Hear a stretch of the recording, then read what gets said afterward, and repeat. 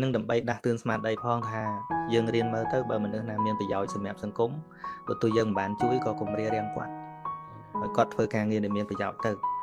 បើមិនបានពោលសរសើរទេក៏យើងធ្វើម៉េចកុំឲ្យយើងប៉ិនយើងមើលថាអំពើដែលគាត់ធ្វើនឹងពិតជាមានប្រយោជន៍ដល់សង្គមមែន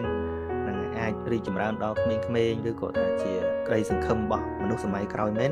បើទោះជាមិនបានចេញទៅជួយអីក៏យើងកុំធ្វើបាបគាត់យើងមិនបានចេញមុខធ្វើយ៉ាងណាអនុមោទនាហ្នឹងដែលព្រះអង្គសម្ដែងពីអនុមោទនាហ្នឹងអត់បានធ្វើទេអារឿងល្អមួយហ្នឹងប៉ុន្តែគ្រាន់តែមានអាចិត្តមួយអនុមោទនាថា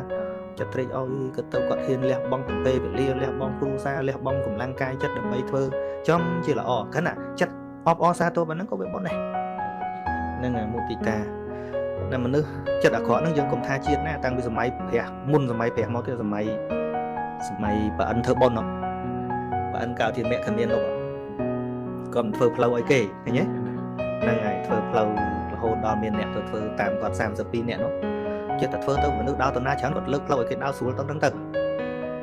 ជាវាយស្រុកមួយនោះហ្នឹងហើយទៅសួរធ្វើអីមួយកម្លាំងពេញអញ្ចឹងទៅធ្វើស្អីអញ្ចឹងទៅរកសាច់ខ្លែមមករកស្រាមកវ័យយើងវ័យធ្វើអញ្ចឹងមកវាសុបាយហ្នឹងហើយឃើញទេដល់តែ9គាត់មិនទៅធ្វើតាមខឹងមកមូលបកាច់ពួកគាត់បើគេសួរថាធ្វើអីធ្វើផ្លូវ